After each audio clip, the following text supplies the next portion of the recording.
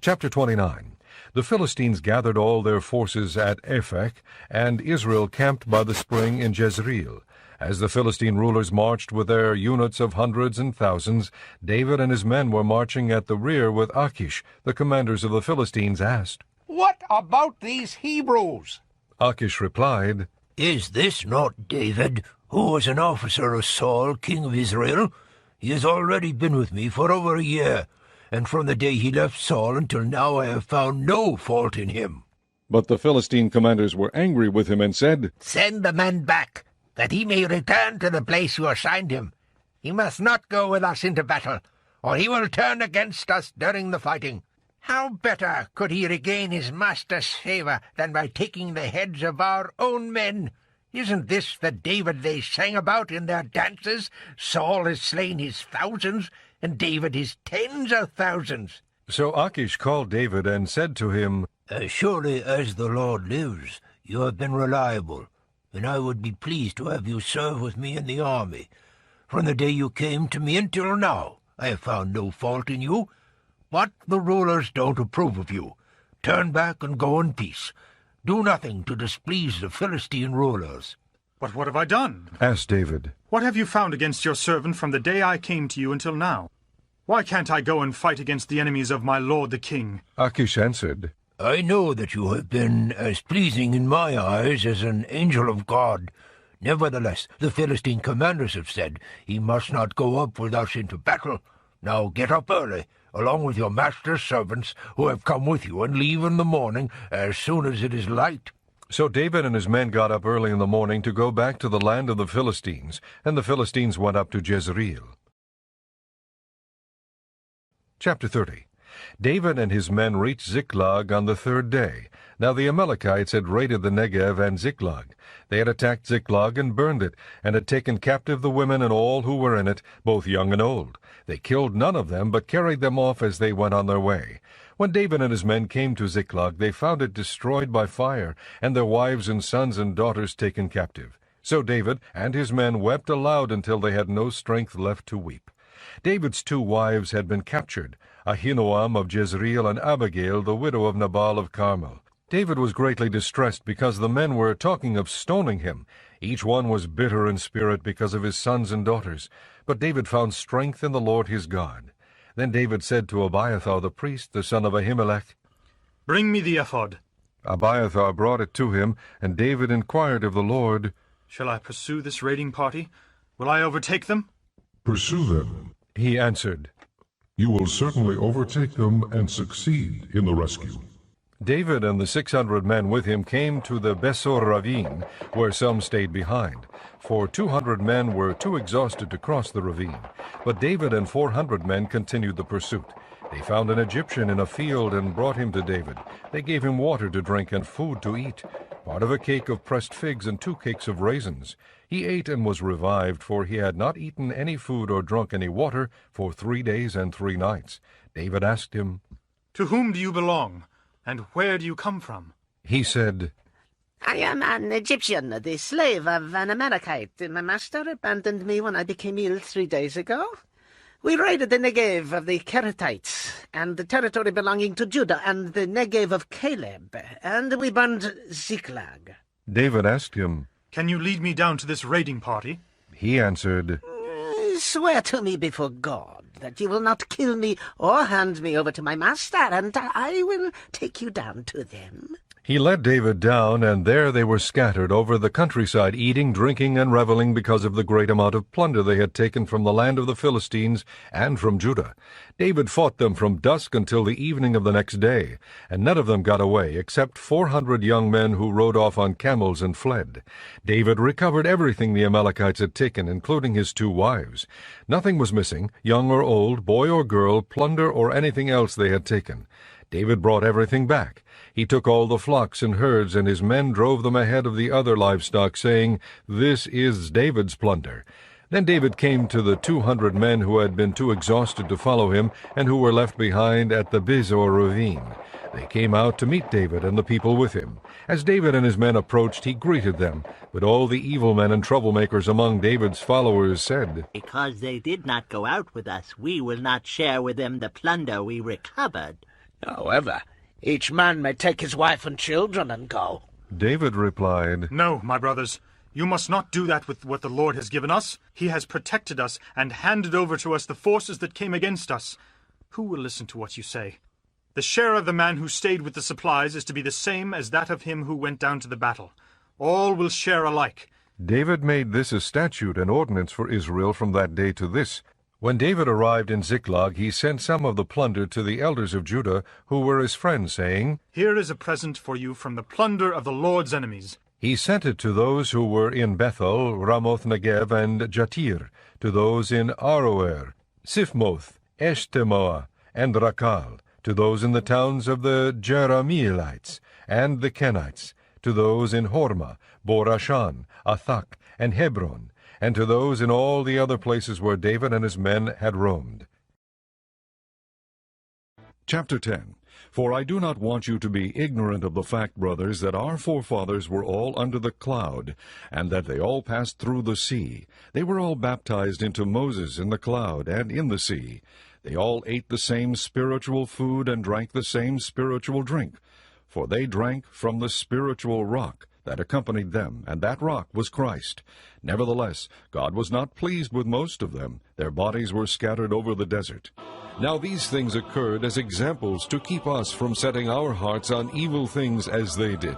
Do not be idolaters, as some of them were. As it is written, the people sat down to eat and drink and got up to indulge in pagan revelry. We should not commit sexual immorality, as some of them did, and in one day 23,000 of them died. We should not test the Lord, as some of them did, and were killed by snakes. And do not grumble, as some of them did, and were killed by the destroying angel. These things happened to them as examples, and were written down as warnings for us, on whom the fulfillment of the ages has come. So if you think you are standing firm, be careful that you don't fall. No temptation has seized you except what is common to man. And God is faithful. He will not let you be tempted beyond what you can bear. But when you are tempted, He will also provide a way out, so that you can stand up under it. Therefore, my dear friends, flee from idolatry. I speak to sensible people. Judge for yourselves what I say. Is not the cup of thanksgiving for which we give thanks a participation in the blood of Christ? And is not the bread that we break a participation in the body of Christ? Because there is one loaf, we, who are many, are one body, for we all partake of the one loaf. Consider the people of Israel. Do not those who eat the sacrifices participate in the altar?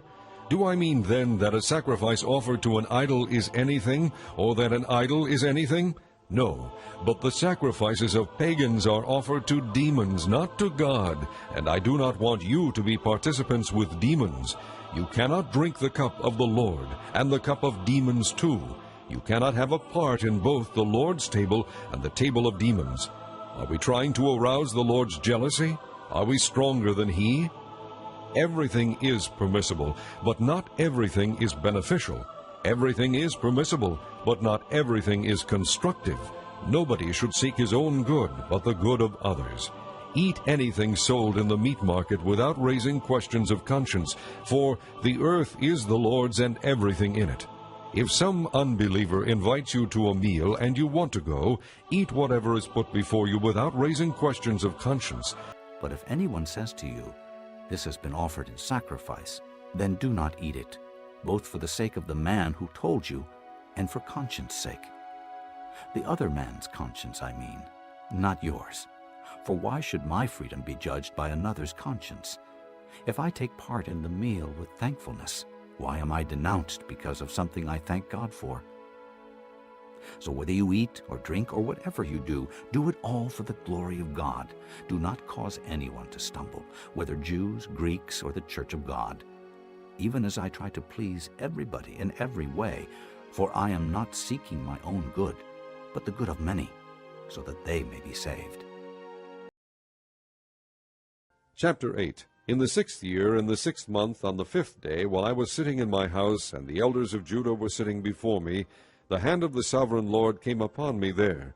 I looked, and I saw a figure like that of a man. From what appeared to be his waist down he was like fire, and from there up his appearance was as bright as glowing metal. He stretched out what looked like a hand, and took me by the hair of my head. The Spirit lifted me up between earth and heaven, and in visions of God he took me to Jerusalem, to the entrance to the north gate of the inner court, where the idol that provokes to jealousy stood.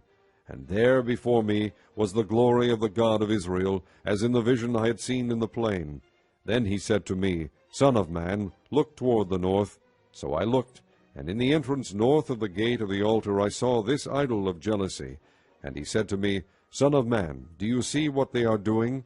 The utterly detestable things the house of Israel is doing here, things that will drive me far from my sanctuary. But you will see things that are even more detestable. Then he brought me to the entrance to the court. I looked, and I saw a hole in the wall. He said to me, Son of man, now dig into the wall. So I dug into the wall and saw a doorway there. And he said to me, Go in and see the wicked and detestable things they are doing here. So I went in and looked, and I saw portrayed all over the walls all kinds of crawling things and detestable animals, and all the idols of the house of Israel. In front of them stood 70 elders of the house of Israel, and Jaazaniah son of Shaphan was standing among them. Each had a censer in his hand, and a fragrant cloud of incense was rising. He said to me, Son of man, have you seen what the elders of the house of Israel are doing in the darkness, each at the shrine of his own idol? They say, The Lord does not see us, the Lord has forsaken the land. Again he said, You will see them doing things that are even more detestable. Then he brought me to the entrance to the north gate of the house of the Lord, and I saw women sitting there, mourning for Tammuz. He said to me, Do you see this, Son of man? You will see things that are even more detestable than this. He then brought me into the inner court of the house of the Lord, and there at the entrance to the temple, between the portico and the altar, were about 25 men. With their backs toward the temple of the Lord, and their faces toward the east, they were bowing down to the sun in the east. He said to me, Have you seen this, Son of man? Is it a trivial matter for the house of Judah to do the detestable things they are doing here? Must they also fill the land with violence and continually provoke me to anger? Look at them putting the branch to their nose. Therefore I will deal with them in anger. I will not look on them with pity or spare them. Although they shout in my ears, I will not listen to them. Psalm 47, for the director of music, of the sons of Korah, a psalm. Clap your hands, all you nations, shout to God with cries of joy.